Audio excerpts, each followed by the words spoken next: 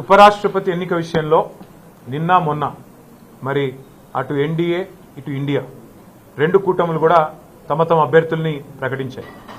కానీ మీకు నేను గుర్తు చేస్తా ఉన్నా, బీఆర్ఎస్ అనేది సర్వస్వతంత్రమైన పార్టీ. మాకు ఢిల్లీలో బాసులు ఎవరు లేరు. మాకు ఢిల్లీలో ఏ బాసు లేడు. మాకు ఏ పార్టీ కూడా మా బాస్ కాదు. మాకు ఎవరైనా బాసులు ఉన్నారు అంటే తెలంగాణ ప్రజలే మా బాసులు తప్ప మాకెవరు ఢిల్లీలో పెద్దలు మాకు ఆజ్ఞాపించే వాళ్ళు, మమ్మల్ని ఆదేశించే వాళ్ళు ఎవరు లేరు. మేము మా పార్టీకి ఇంతవరకు ఎవరు కూడా సంప్రదించలేదు. ఈ అభ్యర్థి కానీ ఆ అభ్యర్థి కానీ ఈ కూటమి కానీ ఆ కూటమి కానీ ఎవరు కూడా మమ్మల్ని సంప్రదించలేదు, మమ్మల్ని అడగలేదు.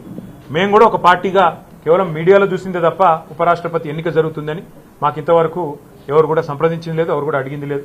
పార్టీగా ఇంకా టైం ఉంది, సెప్టెంబర్ 9 ఎన్నిక కాబట్టి కూర్చొని ఆలోచించుకొని మేము ఎలక్షన్ తేదీ నాటికి మా వైఖరి ప్రకటిస్తాం. కానీ ఒకటి మాత్రం నేను గుర్తు చేస్తా ఉన్నా, మేము ఎన్డీఏ కూటమిలో లేము, ఇండియా కూటమిలో లేము. మాకు ఇద్దరు అభ్యర్థులకి ఎవరికి సపోర్ట్ చేయాలనే విషయంలో మాకు ఢిల్లీ నుంచి ఏ ఒత్తిడి లేదు. మాకు ఏ ఒత్తిడికి తల ఒగ్గాల్సిన అవసరం లేదు. మాకు ఢిల్లీలో ఏ బాస్ కూడా లేరు. మేము తెలంగాణ ప్రజల మూడుకు అనుగుణంగా, తెలంగాణ ప్రజల ఆకాంక్షలకు అనుగుణంగా, ఇక్కడ ప్రజల ప్రయోజనాలకు అనుగుణంగా, రాష్ట్ర ప్రజల ప్రయోజనాలకు అనుగుణంగా ఏ నిర్ణయమైనా తీసుకుంటాం తప్ప మేము ప్రస్తుతానికైతే ఏ నిర్ణయం కూడా తీసుకోవాలి.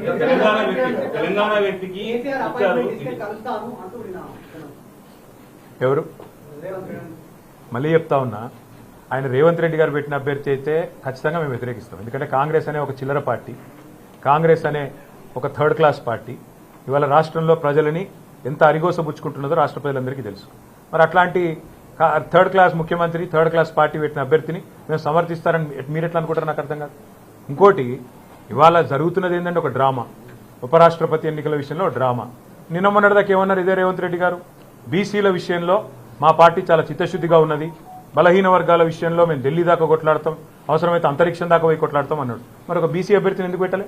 అంత ప్రేమ ఉంటే తెలంగాణ నుంచి ఒక బీసీ అభ్యర్థి దొరకలేదు, ఒక కంచయ్య గారిని పెట్టేది ఉండే. తెలంగాణ నుంచి ఒక బీసీ అభ్యర్థిని పెట్టి ఇగో ఇది మా చిత్తశుద్ధి అని చెప్పుకునేది ఉండే. అంటే బీసీల మీద ప్రేమ మాత్రం నోట్లోనే ఉంటుంది. మళ్ళీ ఎన్నికలు నిలబెట్టే టైంకి వచ్చే వరకు మాత్రం బీసీలు కనబడరు మీకు.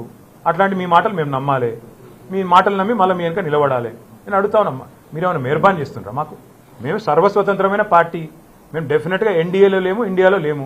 మేము మా మోడీ మా బాస్ కాదు, రాహుల్ గాంధీ మా బాస్ కాదు. తెలంగాణ ప్రజలు మా బాసులు. వాళ్ళ ఆలోచనకు అనుగుణంగా, వాళ్ళ అభిప్రాయానికి అనుగుణంగా మా నిర్ణయం ఉంటుంది. ఇక్కడ ఒకటి మాత్రం వాస్తవం, రెండు పార్టీలు దొందు దొండేనండి.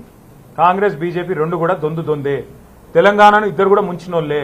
11 ఏళ్లు బీజేపీ ఏం చేయలే, 2 సంవత్సరాలకు 20 నెలలుగా కాంగ్రెస్ ఏమీ చేయలే, ఇచ్చిన ఒక్క మాట నిలబెట్టుకోలే.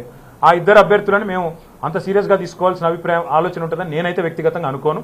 కానీ పార్టీగా, ఎందుకంటే నా ఒక్కడ అభిప్రాయం పార్టీ అభిప్రాయం కాదు, పార్టీగా మేము కూర్చుని ఆలోచించి డెఫినెట్గా మా ఎమ్మెల్యేలు ఉన్నారు, మా ఎంపీలు ఉన్నారు, మా ఎమ్మెల్సీలు ఉన్నారు, మా ఇన్ఛార్జీలు ఉన్నారు, మా స్టేట్ కమిటీ ఉంది.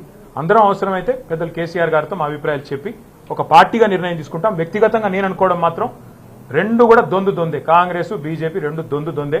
రెండు తెలంగాణకు పనికొచ్చే పార్టీలు కాదు, రెండు ఢిల్లీ పార్టీలే.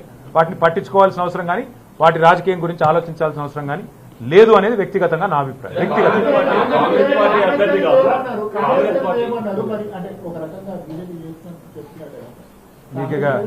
మీతో ప్రాబ్లం ఏంటంటే, ఇప్పుడే నేను చెప్పిన 11 ఏళ్లుగా బీజేపీ అనే పార్టీ తెలంగాణకు చేసింది గుండు సున్నా, స్పష్టంగా చెప్తున్నాము. ఇప్పుడు 20 నెలలుగా కాంగ్రెస్ పార్టీ తెలంగాణ ప్రజలకు కొట్టింది గుండు, ఇచ్చింది గుండు సున్నా. ఇది వాస్తవం. ఇవాళ యూరియా షార్టేజ్ ఉన్నది. ఎవరు బాధ్యులండి? కాంగ్రెస్ బీజేపీ కాదా? కేంద్రంలో ఉన్న బీజేపీ, రాష్ట్రంలో ఉన్న కాంగ్రెస్. మరి రెండు దౌర్భాగ్య పార్టీల వల్ల తెలంగాణలో 70 లక్షల మంది రైతులు వానల్లో తడుస్తూ ఎరువుల కోసం ఎండుతుంటే వీళ్ళకి మాత్రం ఎలక్షన్ రాజకీయాలు కావాలి. ఎలక్షన్ కావాలి, కలెక్షన్ కావాలి, ప్రైవేట్ మార్కెటింగ్ చేయాలి, బ్లాక్ మార్కెటింగ్ చేయాలి. ఇదే దందా. అందుకే అంటున్నారు రెండు దొందు దొందే. నా వ్యక్తిగతమైన అభిప్రాయం ఒక వ్యక్తిగా రెండు పార్టీలు కూడా మనకు తెలంగాణకు చేసిందేమీ లేదు, పట్టించుకోవాల్సిన అవసరం లేదని నా వ్యక్తిగత అభిప్రాయం. పార్టీగా మేము ఎన్నిక డేట్ దగ్గరకు వచ్చినాడు నిర్ణయం తీసుకుంటాము, అప్పుడు మాట్లాడతాం అని రేవంత్ రెడ్డి గారు చెప్తున్నాడంటే నువ్వు అర్థం చేసుకోవచ్చు. రేవంత్ రెడ్డి గారి మాటను కూడా మీరు నమ్మితే నేనేం చేయలేదు.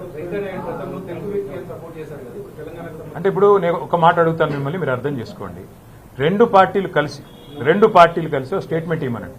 సెప్టెంబర్ 9 లోపల రాష్ట్రానికి సరిపడా, ఇవాళ మాటిస్తున్నాను, రాష్ట్రానికి సరిపడా యూరియా, ఓకే, 2 లక్షల మెట్రిక్ టన్నుల యూరియా ఇంకా అవసరం మనకి. ఎవరు ఇస్తా అని స్టేట్మెంట్ ఇస్తా వాళ్ళకి మేము మద్దతు ఇస్తాం. చలో రాష్ట్ర రైతుల తరఫున మాకు 4 ఓట్లున్నాయి పోయి, ఎవరు ఇస్తా అని చెప్తే 2 లక్షల టన్నుల ఎరువు ఎవరు ఇస్తాము అని స్పష్టంగా ప్రకటిస్తే మోడీ గారన్న ప్రకటించాలి, రాహుల్ గాంధీ గారన్న ప్రకటించాలి. మేము ఇస్తాం. ఏడొచ్చింది మీకు 6 గ్యారెంటీలు వచ్చినట్టే ఉన్నది. అది కానీ మీరు నమ్మితే మీ కర్మ, అది నేను చేయలేను. తులం బంగారం కూడా వచ్చేసింది, 2500 కూడా వచ్చేసినాయి, రైతులందరికీ 15,000 కూడా పడ్డాయి. మహేష్ గౌడ్ మాటలు అంటే 6 గ్యారెంటీలు కూడా అమలైపోయినాయి. మీరు నమ్మదలుచుకుంటే మీరు నమ్మండి. మేము ఈ చిల్లర మాటలు మేము నమ్మము. ఎవరు 2 లక్షల టన్నుల ఎరువులు మేము తీసుకొచ్చి సెప్టెంబర్ 9 లోపల పెడతాం అని స్పష్టంగా అష్యూరెన్స్ ఇస్తే ఆ అభ్యర్థికి ఓటేసే విషయంలో మేము ఆలోచిస్తాం, సానుకూలంగా పరిశీలిస్తాం. Thank you.